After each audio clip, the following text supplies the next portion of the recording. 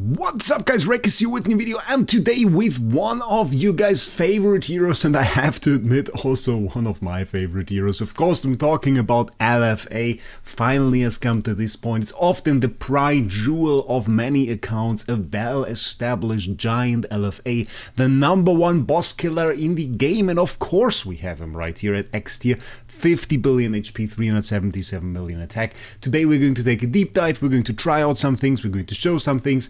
We have this wonderful copy here of LFA with skill damage, Hunter's Focus, Defier, Giant Killer, and Body Protection. Body Protection, by the way, X tier stat, so pretty cool. And we're going to talk a little bit about his skills today. I'm going to show him against some bosses, going to show him a little bit in PvE, and going to have a good time, so definitely stay tuned for that. Starting off, really, let's get into some boss fights. And for that, of course, we want to get to the OG place to use an LFA, the place where he first really dominated.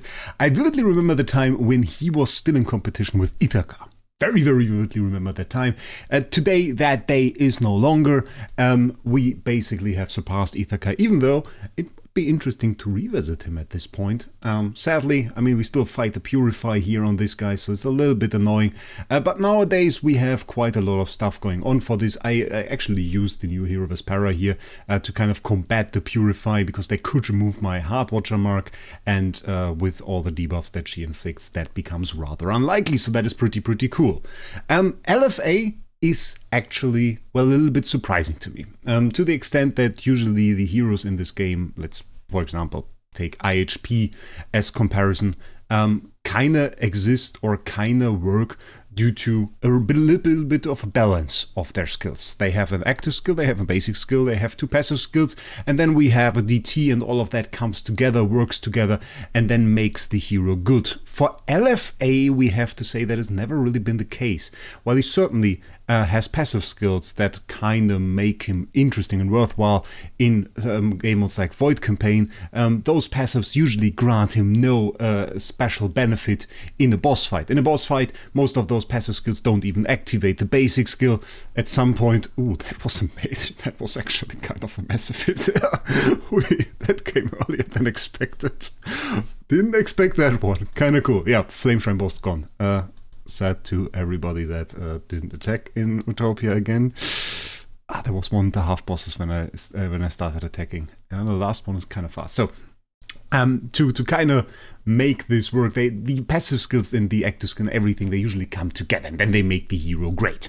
For IHP, this is a lot of dodge, and then we get into the DT, and then we get some damage, some defense ignoring damage, and all of that is pretty cool. For LFA, the passive skills really don't work. When we look into this, whenever an enemy dies, it's just a condition we can't really meet in most boss fights. If a Star Expedition boss, for example, dies, yeah, well, then you won the fight. Congratulations. Then you don't need the passive skill to grant you some crit or some fear afterwards. It can of course be used, I mean, if you are in PvE. For the OG people that watched my Phoenix series, we used this specific skill in PvE in combination with SSM. So we used SSM as main carry, DTV, LFA as tenant for him, and then we used LFA as CC support. And the idea was SSM attacks, kills a few enemies, LFA inflicts the rest of them with fear, and thus we can attack. By the way, fear, very interesting. It is not the regular fear control effect, it is Fear Abyssal Gaze. That is the hero from the time when idle heroes gave them special transcendence control effect. And this one was that they're unable to launch basic attacks, that is the normal effect of fear, and they can't inflict a critical hit. So pretty cool. I mean, of course, when you have fear inflicted on you, you can still do your active skill, but you won't be able to do a critical hit with that. So pretty interesting. This ability does grant him nothing for bosses. Let's check the other one. Whenever an enemy is inflicted with fear, cool. Problem is, if that is just one boss, like for example in Star Expedition, there is no enemy we can inflict fear on, because bosses have the boss tag, which makes them immune to control effects. Interesting enough, by the way, some older bosses don't. So the boss in Broken Spaces up until I think boss number 7 are actually not bosses. They don't have that specific tag, and thus you can actually CC them if you have enough CI offsets. fairly interesting. It is just like a behavioral thing, and that's why there are some screenshots if you search on Reddit where people CC bosses usually around the time of Starwing Jorah, because she was the first hero that was actually able to overcome the massive control immunity stat that they have on them, just like as a side note. So we can't really use those passive skills against bosses at all, which is absolutely fancy. So out of 4 abilities, 2 already don't do anything for us in boss fights. And yeah, so kind of not too cool. This is a cool ability though. This is a cool ability, because it is whenever an enemy is inflicted with fear. It is not whenever we inflict an enemy with fear. And by the way, that is something we should generally say. When they say something like this, whenever an enemy is inflicted with fear, fear abyssal gaze is also meant by it. They give you the description for the normal fear effect here, but fear abyssal gaze works as well. And this is the case usually for transcendent CC effects. When there is a condition that can be met by inflicting a regular CC effect, it is also met by inflicting the transcendent CC effect of the same kind. So that works as well. Then we have HP restoration. We get energy, which is cool. And what you can actually do, and which is a very common combination, is you take a PDE, and she can also inflict fear, abyssal gaze, actually the same CC effect, with her active skill. And then you can use the active skill of PDE, if she inflicts fear on an enemy, to trigger LFA's passive skill and give him a little bit of energy. Not even a little bit, it's actually a decent amount, because she can CC 2 enemies. If that happens, he gets 50 energy. It's half an active skill, pretty nice. Increase attack, and we have control immunity. And then we have this wonderful effect at the end of each round, reduces the energy of all enemies with fear by 50, and we have a 30% chance to reduce extra 50 energy. That used to be more impactful. It actually isn't no longer. It's just like that a lot of the CC that's nowadays inflicted usually gets removed fairly fast, and thus doesn't really stick to the enemy. In PvE though, can be very, very interesting to have the energy of the enemies taken away, and thus getting hit with a little bit less active skills. We have the increased duration of the attack to 4 rounds, which is very, very nice. So we have this passive here is a very easy to meet condition in everything outside of a boss fight, which is, yeah, I mean, not too great, because that is like his main area. Basic attack reduces control immunity, which you should know if you want to multiply that with DGN. Has a chance to inflict fear abyssal gaze, and increases his crit rate by a substantial amount for 3 rounds. So that is something to see. Then we have pure sublimation, maybe a little explanation to this. It says increase its precision by 40%. That is really solely applied to this basic attack. When you do the basic attack, the game will assume you have 40% more precision than you have actually. So it will be blocked less often. Duration for the crit gets enhanced to 4 rounds, and then we actually have one of the rare effects that reduce damage reduction. So this is also in here. And interestingly enough, we will get to see something pretty cool. This is still a 2-round CC. In the active skill, we have a 3-round CC. So we have, I mean, you can kind of use the crit, but other than that, it doesn't really help you too much. So we have 3 abilities that really don't help him kill bosses, and still he's the best. He's the best boss killer. Very, very interesting. So why is that the case? We have to read pretty deeply into his abilities to actually see that, because so far deals 1200% of attack damage to a single enemy, prioritizing a target in the same position. So if you are in slot 3 or the LFA is in slot 3, he will also attack the enemy in slot 3. Bosses are in general in slot 4 or 5. So if you attack a boss in Star Expedition, for example, and we have this wonderful team here, and then you generally want to be in one of those 2 slots here to attack the boss. That will be in general the areas where you attack the boss, of course. So that is something to keep in mind. It is a very strong ability actually to be able to target an ult like this, to have no randomness in that, and be able to target the ult in a specific manner and target a specific hero. It's very strong if you attack an enemy too, because you can kind of soul out single enemies or that you want to take out first, and you can do so. And that is something you should use in PvE as well.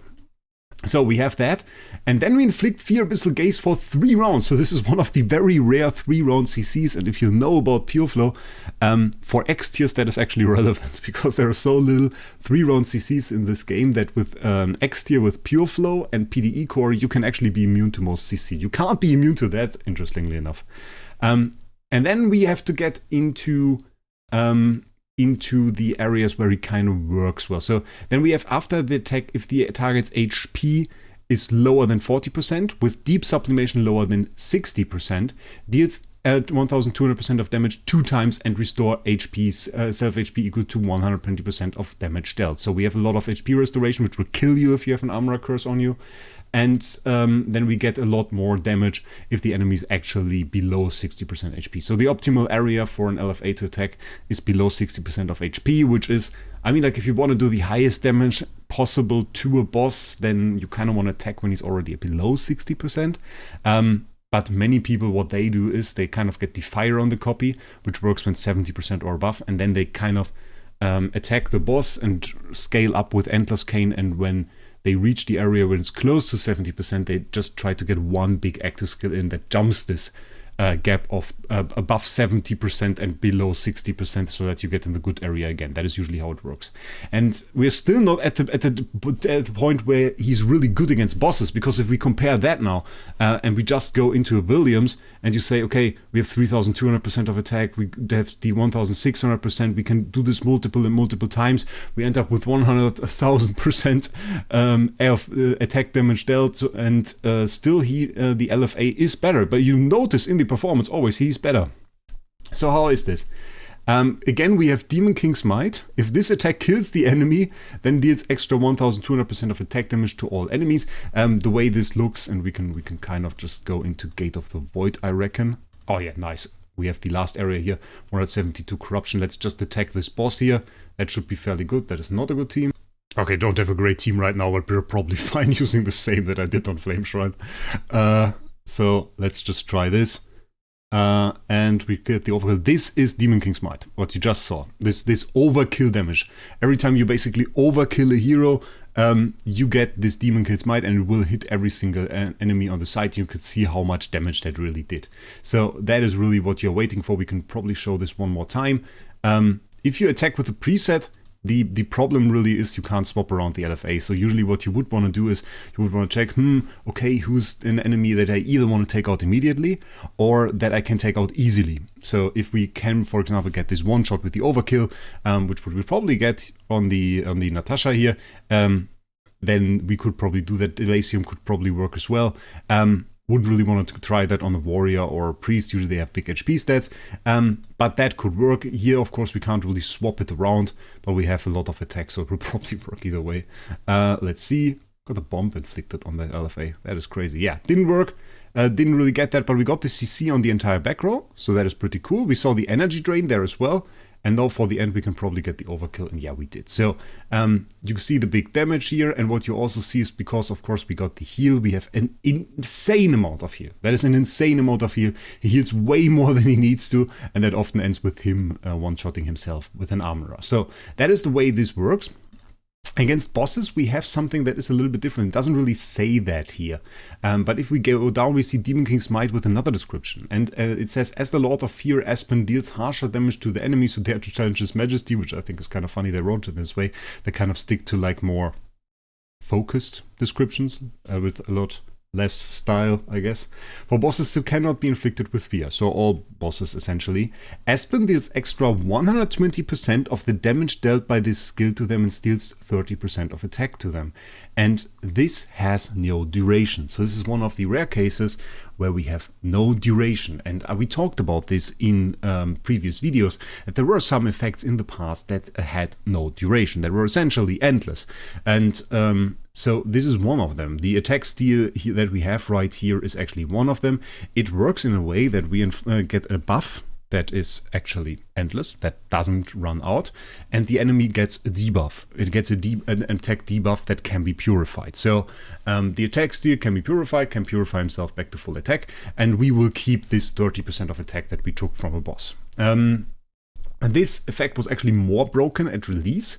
I think this was pre-Ticks nerf. In the past, the enemies used to have more attack, and the way that they had to change this was they had to change this when there was one hero that I actually do not own anymore, interestingly enough, which is Ticks. And Ticks was absolutely broken in PvP, and he also had like this attack steal ability. And what you would do was you would let him attack once, he would steal attack, and afterwards he would basically one-shot everything. He was released, and at that point people weren't really able to beat tower, and suddenly they just rushed through there. You just needed a tick, you needed to be E5 or 3 or something, didn't matter, and you were just absolutely destroying tower. And at that time they changed something. They said, okay, we can't really give those enemies huge attack stats, because when we do that, then we can't do abilities like this, which are great in PvP, because you get to inflict a debuff on an enemy that then deals less damage. Is pretty cool, and you get a little bit of a buff too.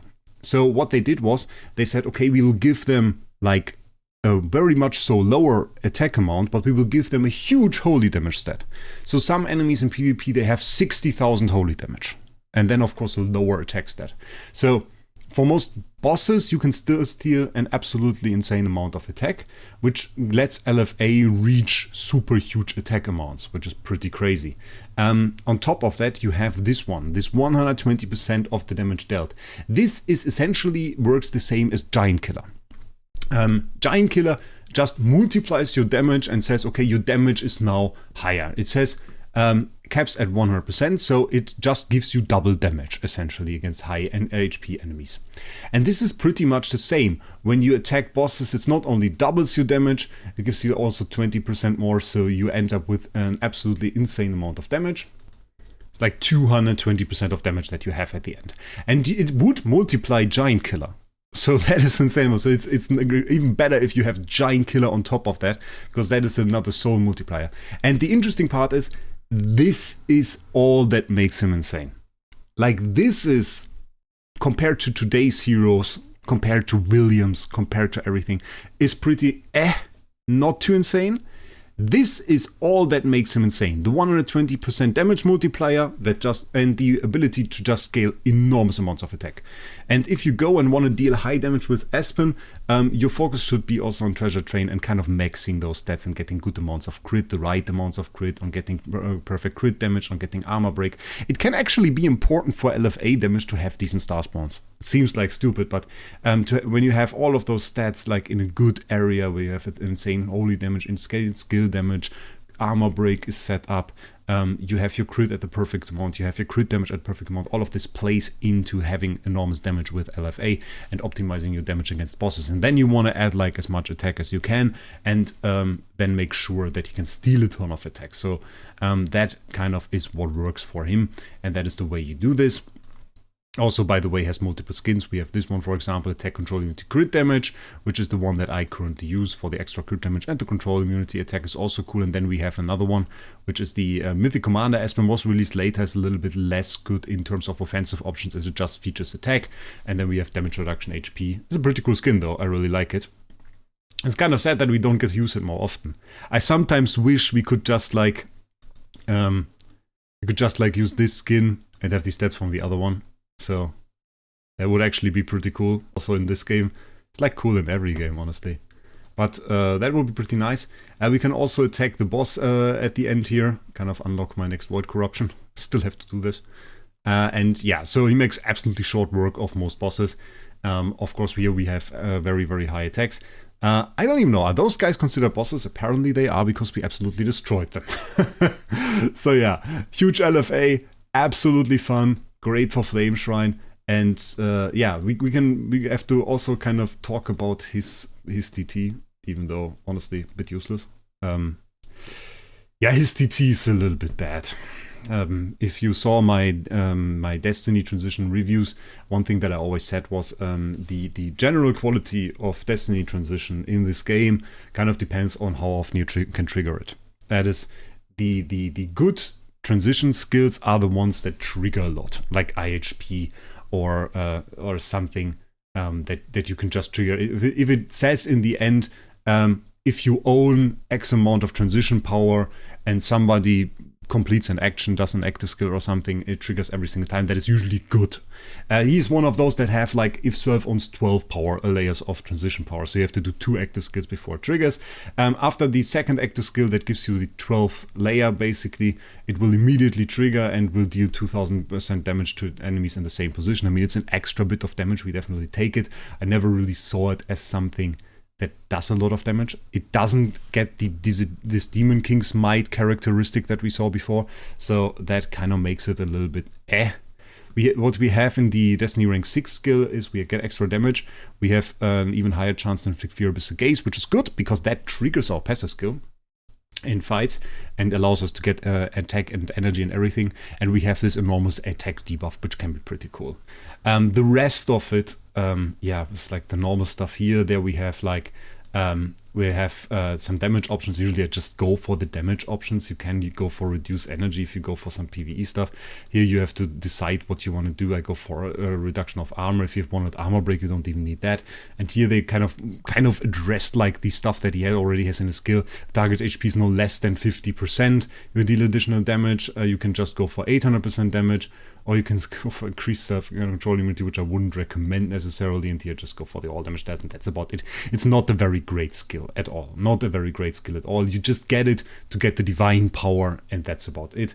Recommended, and of course the skill that we use here is the Spectre skill. Spectre, that is completely wrong, is of course, I don't want to explain it actually, but it's the best one for him. We get extra attribute reduction, purify, we give him energy, we give him everything. And yeah, it's an absolutely monstrous and great ability. So second to last thing I want to show you guys is like a little bit of an OG thing. Of course we have to do a broken spaces clear with this LFA.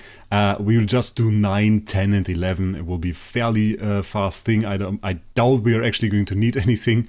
We don't even reach the LFA actually on this one because we have a Nova Star Soul MFF with absolutely enormous stats. I think she's max SS tier. So that is a bit insane. Let's see how we do against this. I don't think... Yeah, we have Endless Cane on that, right? Yeah, I think that's Endless Cane we have on there. The good thing about Spectre is we get like energy at the start of the first rounds. So I think that is a one-shot again. Yeah, that would have been an overkill actually. I think that is overkill damage. I don't know how much. Let's watch the last one. Usually we don't do it with such insane heroes because it is just like... It's just a little bit stupid. It is just like a little bit stupid. Is this guy actually now in the perfect position for us to absolutely one-shot him? I think the first hit should take him below. That's a little bit too high. I think if he was like a little bit lower, I think we could have actually overkilled him. Yeah, turn 3. Absolutely easy clear here. And that is what you get with LFA. It's really the best boss damage dealer you can ask for. The best boss damage dealer is. Sometimes, and that is one thing that I still want to say, I recently went ahead and I cleared this boss, still had him open. And the thing about him, and maybe we can show that, I'm not too sure if I have a proper setup here. We should be fine still. Holy damage, skill damage stone on him. Let's try that. We will go into that. I want to show you guys something. Quite often when you fight those bosses, and I had this also for myself, it feels like you go in there and you actually have an easy time killing the boss. But then, when the boss is dead, then you start to notice, okay, this was like a really bad attempt, that the minions are fairly tanky and that you kind of struggle there. And the problem isn't really that the minions are tanky. That is kind of a very common misconception that the minions are tanky. It is actually that the boss and the minions have roughly the same HP. And you can see the difference there. That is a hit we did on a minion. The other one was on a boss. And we will see bigger hits. Yeah, okay, we take off a good amount of HP there, a big chunk. And I mean, it was round 1, so we had the highest buff from our Deific Harp that we have equipped there as well. But actually, we will come to a round where we again, which is round 6, where we again have the highest buff possible from our Deific Harp. We can watch how it looks there. And still far from a one-shot. Even though we were like, yes, no, we are in a perfect area. And we have considerably harder time dealing with those minions than we have with the boss. And the reason for that is really that we can't activate Demon King's Might here. We do get a very nice energy buff there, though, from our PDE. We'll get the overkill there. Like this fight, honestly, is going rather well. With the Grimoire buffs, LFA can actually solo clear this. Those first minutes here are still a little bit annoying, if I'm honest. But we got a pretty good clear here. Is it a full clear, or do we have something to clean up in the end? Check this out. If that was an active skill, we would have easily cleared that. But the thing is, the thing is, yeah, with minions you can struggle a little bit. Of course, we could continue now, and this is something, by the way, that I recommend. You can still throw all of your heroes in there if you have multiple. We don't care now, of course, but it's just like something that I wanted to show.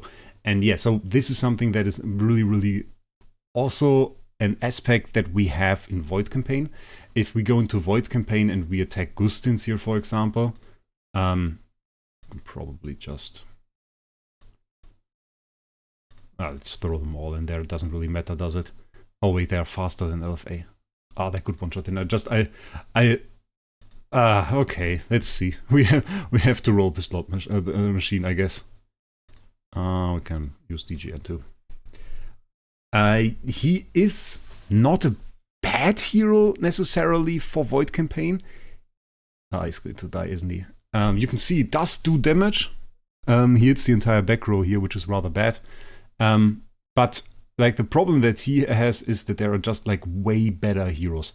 His overall skills aren't very good. That is just what we have to say. He has pretty good attack scaling in Void Campaign that saves him to an extent. But if you see people that say, oh, I really prefer using Williams in Void Campaign, if you hear people say that, then they are usually right, because Williams overall just has better stats. That was absolutely horrible. Has just better skills that have way higher multipliers. So in that sense, that would be absolutely great. Do we get a one-shot here because we have some healing cursors? Probably not, right? I usually don't. They usually don't one-shot themselves. We even survive? No, we don't. That is insane. Okay, yeah. So usually you have a better time with a Williams, with like an DTV. They just have more up-to-date skills. That just works a little bit better. And LFA has this old school attack scaling with with infinite duration, has some buffs that are just a little bit off the charts. Which I would say specifically this Demon King's Might is, and that kind of makes him broken. That is kind of what makes him broken, and that is kind of what makes him insane. So in that sense, he is still a great unit, but not really the hero that I use for PvE, and that is also the reason why we went and got ourselves like an SSM. And this is what I prefer a whole lot, because we just have higher multipliers there. We have better hits, we have overall better performance, and we can one-shot heroes, which LFA really struggles a little bit, because, well, the enemies kind of start in the area where he's not really comfortable at. He's really comfortable under 60% HP and more against bosses. So that hero really stays as the #1 boss damage dealer. And that is about it, what I would say. So, in regards to LFA, I think I've shown you guys everything. I would have liked to show you actually Sealand, but I think, yeah, we have cleared that. Dark is sadly the easiest Sealand, so I often go for that immediately. But yeah, so this is just what I wanted to show you. I hope you enjoyed this little time with our 370 million attack LFA. X tier is still absolute fun hero, but from the skills, we really would have expected him to be replaced by now, but apparently this Demon King's Might ability is so powerful that even 100,000% of attack damage skills from Williams can't really do anything in comparison to it, which is absolutely crazy. So, with that, one last pointer: if you want to check this out, if you need some cheap dragon crystals to get yourself maybe an X tier or an S tier or an A tier, whatever, then definitely feel free to check out SG Hub in the Discord. In the description there is a link, there's an invitation that you can use, and on SG Hub you will find the cheapest starry gems. And this is a project that I've been working on to give you guys a trustworthy platform where you can get starry gems without getting scammed, and so you can get the best starry gems. There are a lot of you guys have already checked this out, bought some starry gems, which I absolutely appreciate. Thank you for that. And they seem to be pretty happy. So if you want some starry gems, some cheap starry gems, definitely check it out. I think we're also going to do another giveaway soon, so that's another thing that you can look forward to. And with that, I wish you a great day, and we'll see us in the next one.